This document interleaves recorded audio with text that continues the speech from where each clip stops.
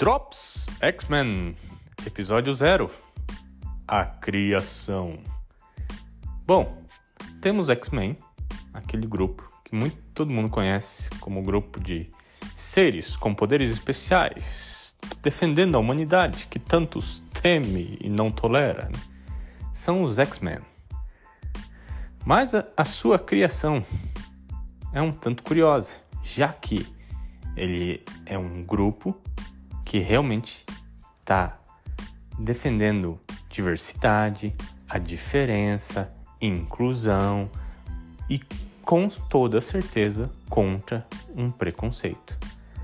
Mas, se você notar, o primeiro grupo, que era composto pelo Ciclope, Jean Grey, Homem de Gelo, o Fera e o Anjo, são todos garotos brancos de classe média americana, não representando assim um grupo, de minoria.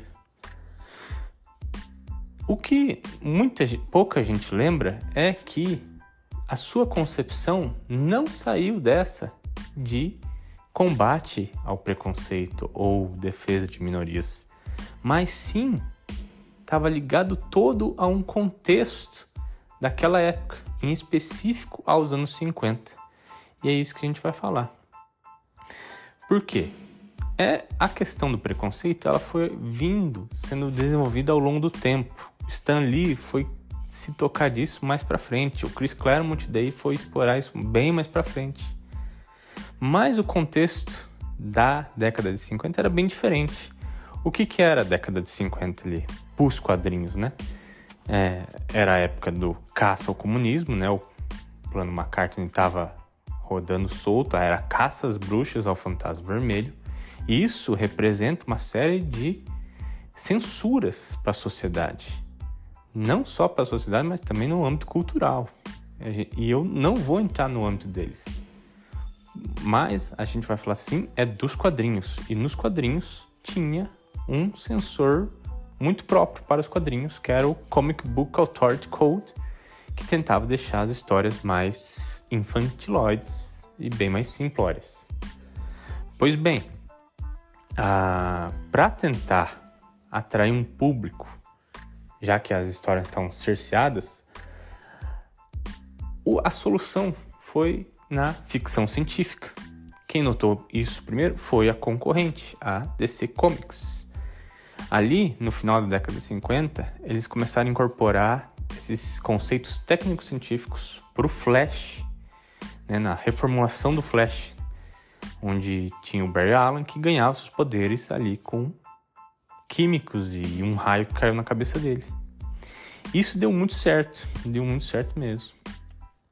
E isso representou daí para todo ali o mercado de quadrinhos essa inserção de novos conceitos em super-heróis para tentar atrair o público.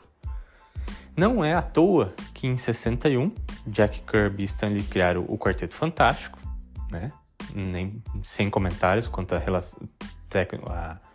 a ficção científica.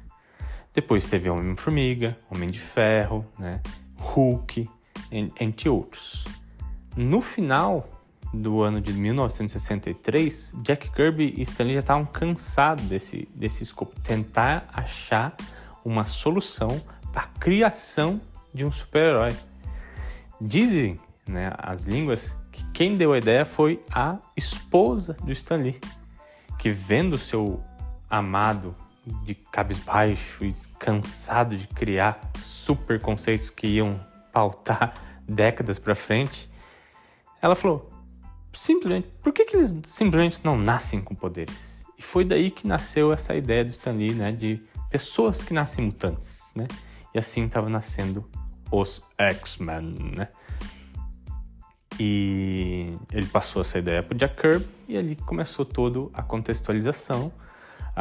Tem sim um viés de plágio que é discutido até hoje, que eles são um ripping-off, uma cópia ali da Patrulha do Destino, da concorrência, um seleto grupo de jovens com poderes que obedecem um cara na cadeira de rodas, Mas enfim, para quem entende, realmente era uma prática até comum do mercado naquela época, né? Os caras eram companheiro de quarto até. E nasceu daí o X-Men. Que nem eu falei, com esses 5 integrantes iniciais e o Charles Xavier como sendo esse mentor. Só que para tetraplégico, né? Não podia se mover, então ficava na cadeira de rodas. E ali começa as aventuras desses jovens que são tantas referências da cultura própria até hoje. E a nossa jornada começa agora.